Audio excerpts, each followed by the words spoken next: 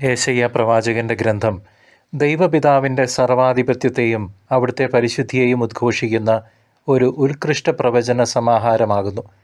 മനുഷ്യകുലത്തെ വീണ്ടെടുക്കുന്നതിനായി പീഡിതനായ ദാസനായി ആഗതനാകുന്ന പുതിയ നിയമത്തിലെ മിശിഹായെക്കുറിച്ചുള്ള ദൈവിക വാഗ്ദാനം ഇതിൽ അതിസ്പഷ്ടമായി പ്രതിധ്വനിക്കുന്നു. അനുഷ്ഠാനങ്ങളിലെ ബാഹ്യമായ ആചാരങ്ങൾക്കല്ല, അന്തരംഗത്തിലെ സത്യസന്ധതയ്ക്കാണ് പ്രാധാന്യമെന്ന് യേശയ്യാ പ്രവാചകൻ ആവർത്തിച്ച് നമ്മെ ഓർമ്മിപ്പിക്കുന്നു. ആത്മീയ അന്ധതയും സ്വയം പര്യാപ്തതയും മനുഷ്യനെ അധപതനത്തിലേക്ക് നയിക്കുന്നുവെന്നും ദൈവത്തിൻ്റെ വഴികൾ നമ്മുടേതിനേക്കാൾ അത്യുന്നതങ്ങളിലാണെന്നും പ്രവാചകൻ ഓർമ്മിപ്പിക്കുന്നു.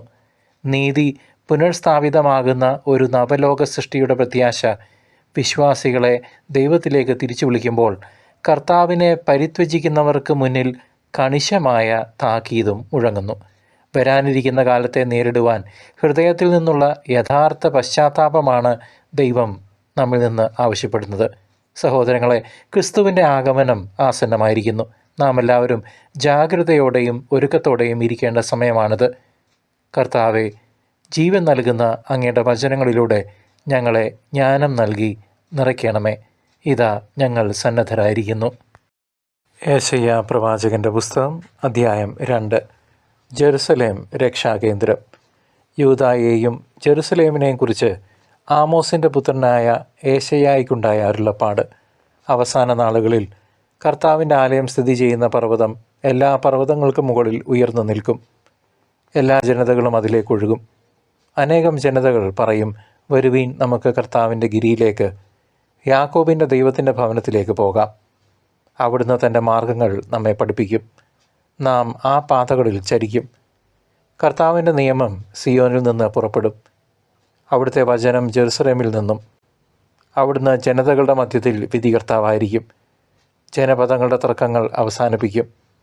അവരുടെ വാൾ കൊഴുവും അവരുടെ കുന്തം വാക്കത്തിയുമായി അടിച്ച് രൂപപ്പെടുത്തും. രാജ്യം രാജ്യത്തിനെതിരെ വാൾ ഉയർത്തുകയില്ല. അവർ ഇനിമേൽ യുദ്ധപരിശീലനം നടത്തുകയില്ല. യാക്കോബിൻ്റെ ഭവനമേ, വരുക, നമുക്ക് കർത്താവിൻ്റെ പ്രകാശത്തിൽ വ്യാപരിക്കാം. കർത്താവിൻ്റെ ദിനം. അങ്ങ് സ്വന്തം ജനത്തെ, യാക്കോബിൻ്റെ ഭവനത്തെ കൈവിട്ടിരിക്കുന്നു. കാരണം രാജ്യം കിഴക്ക് നിന്നുള്ള ആഭിചാരകന്മാരെ കൊണ്ട് നിറഞ്ഞിരിക്കുന്നു. ഫിലിസ്തീനെ പോലെ ഭാവി പറയുന്നവരും അവരുടെ ഇടയിൽ ധാരാളമുണ്ട്. അന്യ ജനതകളുമായി അവർ കൂട്ടുചേരുന്നു. അവരുടെ ദേശം സ്വർണവും വെള്ളിയും കൊണ്ട് നിറഞ്ഞിരിക്കുന്നു.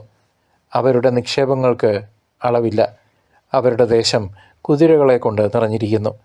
അവരുടെ രഥങ്ങൾ സംഖ്യാതമാണ്. അവരുടെ ദേശം വിഗ്രഹങ്ങൾ കൊണ്ട് നിറഞ്ഞിരിക്കുന്നു. തങ്ങൾ തന്നെ നിർമ്മിച്ച ശില്പങ്ങളുടെ മുൻപിൽ, തങ്ങളുടെ തന്നെ കരവേലയുടെ മുൻപിൽ അവർ കുമ്പിടുന്നു. മർത്യൻ അപമാനിതനാകുന്നു. മനുഷ്യൻ തന്നെ തരം താഴ്ത്തുന്നു. അവരോട് ക്ഷമിക്കരുതേ. പാറക്കെട്ടിനുള്ളിൽ പ്രവേശിക്കുവീൻ, പൊടിയിൽ ഒളിക്കുവീൻ. അങ്ങനെ കർത്താവിൻ്റെ ഭീകരതയിൽ നിന്നും അവിടുത്തെ മഹിമാതിശയത്തിൽ നിന്നും രക്ഷപ്പെടുവീൻ. മനുഷ്യൻ്റെ അഹന്ത തല താഴ്ത്തും, അഹങ്കാരികളെ എളിമപ്പെടുത്തും. കർത്താവ് മാത്രം ആ ദിനത്തിൽ ഉയർന്നു നിൽക്കും. കർത്താവിന് ഒരു ദിനമുണ്ട്, അഹന്തയും ഉന്നത ഭാവവും ഉള്ള എല്ലാറ്റിനുമെതിരായ ദിനം. ലെബനോനിലെ ഉന്നതമായ ദേവദാരുവിനും ബാഷാനിലെ കരുവേലകത്തിനും ഉന്നതമായ പർവ്വതങ്ങൾക്കും ഉയർന്ന കുന്നുകൾക്കും ഉന്നതമായ സകല ഗോപുരങ്ങൾക്കും എല്ലാ ശക്തിദുർഗങ്ങൾക്കും താർശീഷിലെ കപ്പലുകൾക്കും മനോഹരമായ എല്ലാ ശില്പങ്ങൾക്കും എതിരായ ദിനം.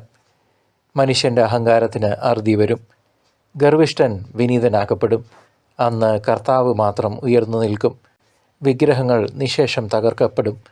ഭൂമിയെ പ്രകമ്പനം കൊള്ളിക്കാൻ കർത്താവ് വരുമ്പോൾ ഉജ്ജ്വല പ്രഭാവത്തിൻ്റെ ഭീതിദായകമായ ദർശനത്തിൽ നിന്ന് മനുഷ്യർ പാറയിടുക്കുകളിലും ഗുഹകളിലും ഓടിയൊളിക്കും.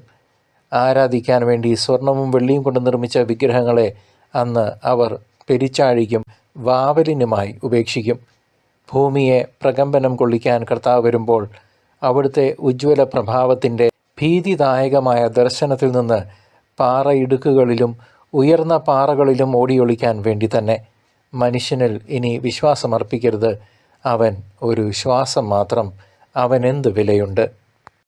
ദൈവജനമേ, യേശയ്യാ പ്രവാചകൻ തൻ്റെ ദൗത്യം നിർവഹിക്കുന്നത് യഹൂദിയായുടെ ആത്മീയവും രാഷ്ട്രീയവുമായ അസ്ഥിരതയുടെ കാലത്താണ്. ഉസിയ, യോഥാം, ആഹാസ്, ഹെസക്കിയ എന്നീ രാജാക്കന്മാരുടെ ഭരണകാലത്താണ് അദ്ദേഹം ഈ പ്രവചനങ്ങൾ നടത്തിയതും.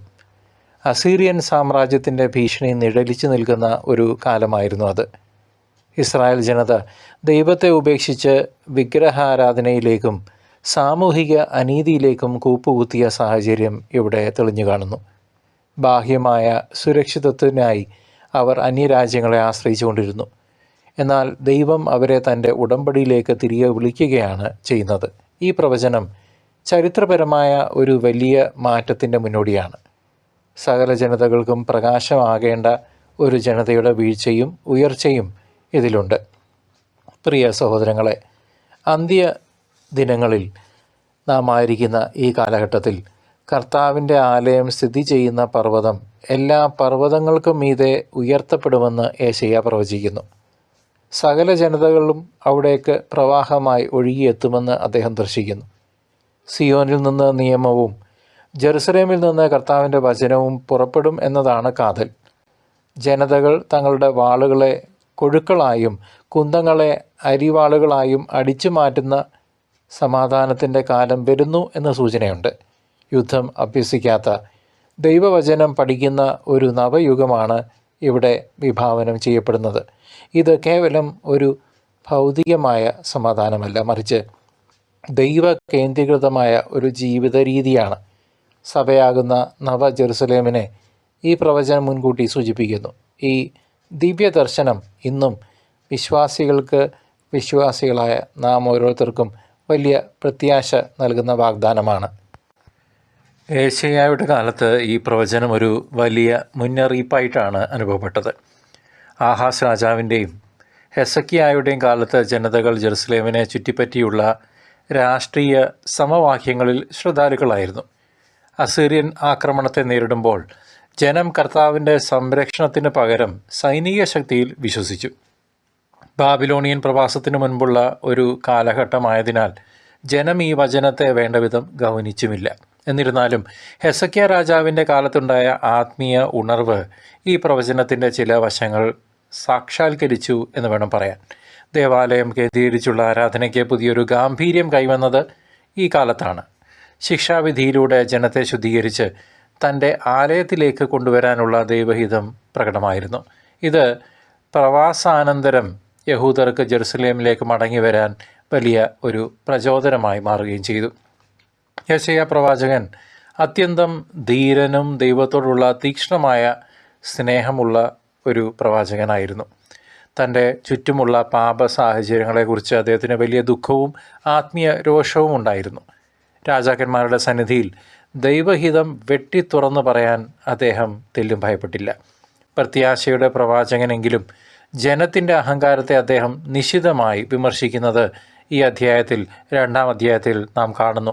തൻ്റെ ജനത്തിൻ്റെ പതനത്തിൽ വലിയ വേദന അനുഭവിക്കുന്ന ഒരു ഹൃദയം യേശയ്യായിക്കുണ്ടായിരുന്നു. ദൈവത്തിൻ്റെ പരിശുദ്ധി ദർശിച്ച പ്രവാചകൻ ജനത്തിൻ്റെ അശുദ്ധിയിൽ പരിതപിക്കുന്നത് നാം കാണുന്നു. കർത്താവിൻ്റെ പ്രകാശത്തിൽ നടക്കാൻ ജനത്തെ വിളിക്കുമ്പോൾ അദ്ദേഹത്തിൻ്റെ സ്വരം അലിവുള്ളതാകുന്നു. കർത്താവിന് വേണ്ടി എന്തും ചെയ്യാൻ തയ്യാറായ ഒരു പ്രവാചകൻ്റെ നിശ്ചയദാർഢ്യം ഇതിൽ തെളിയുന്നു.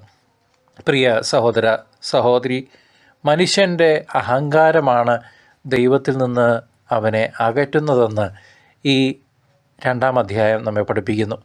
ഉയരം കൂടിയ പർവ്വതങ്ങളും മരങ്ങളും ഗോപുരങ്ങളും ദൈവത്തിന് മുൻപിൽ തകരുമെന്നത് വലിയൊരു പാഠമാണ്. ദൈവത്തിലല്ലാതെ മനുഷ്യനിലോ ഭൗതിക സമ്പത്തിലോ ആശ്രയിക്കുന്നത് അർത്ഥശൂന്യമാണെന്ന് യേശയ്യാ പ്രവാചകൻ നമ്മെ ഓർമ്മിപ്പിക്കുന്നു. നീതിയുടെയും സമാധാനത്തിൻ്റെയും പാത വെട്ടിത്തുറക്കാൻ നമുക്ക് കർത്താവിൻ്റെ വചനം അത്യന്താപേക്ഷിതമാണ്. വചനം ഇരുതല മുനവാൾ മൂർച്ചേറിയതാണ്. നമ്മുടെ ജീവിതത്തിലെ വാളുകളെ കൊഴുക്കളാക്കി മാറ്റാൻ നാം തയ്യാറാകണം. അതായത് ഹിംസയുടെയും വിദ്വേഷത്തിൻ്റെയും ചിന്തകളെ ഉൽപാദനപരമായ സ്നേഹമാക്കി നാം മാറ്റണം. അതൊരു ട്രാൻസ്ഫർമേഷനാണ്. ദേവാലയത്തിലേക്കുള്ള പ്രവാഹം നമ്മുടെ അനുദിന ആരാധനയുടെ ആവശ്യകതയെ സൂചിപ്പിക്കുന്നു. ദൈവവചനം അഭ്യസിക്കാത്ത ഒരു ഹൃദയം ഒരിക്കലും ശാന്തി കണ്ടെത്തുകയില്ല. ഇത് തിരിച്ചറിയണം. നമ്മളുടെ മനസ്സ് അശാന്തിയിൽ ഇരിക്കുന്ന അവസ്ഥയാണെങ്കിൽ ഓർത്ത് നോക്കുക, ദൈവവചനം നമ്മളുടെ ഉള്ളിൽ കുടികൊള്ളുന്നുണ്ടോ ഇല്ലയോ എന്ന്. താഴ്മയുള്ളവർക്ക് മാത്രമേ ദൈവത്തിൻ്റെ മഹത്വം ദർശിക്കാൻ സാധിക്കുകയുള്ളൂ. പ്രിയ ദൈവജനമേ, ഇന്നത്തെ നമ്മുടെ ലോകം ശാസ്ത്ര സാങ്കേതിക വിദ്യകളിലും ആയുധബലത്തിലും അമിതമായി വിശ്വസിക്കുന്നു. എന്നാൽ ഏശയ്യാ 2-ാം അധ്യായം പറയുന്നത് മനുഷ്യൻ്റെ ഈ അഹങ്കാരം ദൈവം മുൻപിൽ ഒന്നുമല്ല എന്നാണ്. യുദ്ധങ്ങളും വർഗീയ ലഹളകളും ലോകത്തെ അശാന്തിയിലാക്കുമ്പോൾ പ്രവാചകൻ്റെ സമാധാന സന്ദേശം വളരെ പ്രസക്തമാണ്. വിഗ്രഹങ്ങൾ, അത് പണമോ അധികാരമോ ആകാം, മനുഷ്യനെ സത്യദൈവത്തിൽ നിന്ന് അകറ്റുന്നു. പ്രകൃതിയെ നശിപ്പിക്കുന്ന ആധുനിക മനുഷ്യൻ്റെ ആക്രാന്തം ഈ അധ്യായത്തിലെ താക്കീതുകളിൽ തെളിയുന്നു. ജാതിയും മതവും പറഞ്ഞ് മനുഷ്യർ കലഹിക്കുമ്പോൾ സകല ജനതകളും ഒന്നിച്ചു ചേരുന്ന ആലയത്തിൻ്റെ ദർശനം ആവശ്യമാണ്. ദൈവത്തിൻ്റെ വെളിച്ചത്തിൽ നടക്കുക എന്നത് ഇന്നത്തെ വ്യക്തിപരവും സാമൂഹികവുമായ പ്രശ്നങ്ങൾക്കുള്ള പരിഹാരമാണ്. ലോകത്തിന് നൽകാൻ കഴിയാത്ത സമാധാനം കർത്താവിൻ്റെ ആലയത്തിൽ മാത്രമേ ലഭ്യമാകൂ. നാം ഇന്ന് നേടുന്ന ഓരോ പ്രതിസന്ധിക്കും പ്രവാചകൻ നൽകുന്ന മറുപടി ദൈവത്തിലേക്കുള്ള ഒരു മടക്കയാത്രയാണ്. പാപത്തോടും അനീതിയോടും ദൈവം വിട്ടുവീഴ്ച ചെയ്യുന്നില്ല എന്ന് ഏശയ്യാ 2-ാം അധ്യായം വ്യക്തമാക്കുന്നു. കർത്താവിൻ്റെ പ്രതാപത്തിനു മുൻപിൽ അഹങ്കാരികൾ പാറയിടുക്കുകളിൽ ഒളിക്കേണ്ടി വരുമെന്ന് ഏശയ്യാ പറയുന്നു. മനുഷ്യൻ ഉയർത്തിപ്പിടിക്കുന്ന എല്ലാ ലൗകിക സുരക്ഷിതത്വങ്ങളും അവിടുത്തെ വിധിയുടെ നാളിൽ തകരും. വിഗ്രഹങ്ങളെ എലികൾക്കും വവ്വാലുകൾക്കും എറിഞ്ഞു കൊടുക്കുന്ന അവസ്ഥ വരും. ദൈവം തൻ്റെ സിംഹാസനത്തിൽ നിന്ന് എഴുന്നേൽക്കുമ്പോൾ ഭൂമി പ്രകമ്പനം കൊള്ളും. പാപത്തിൽ തുടരുന്നവർക്ക്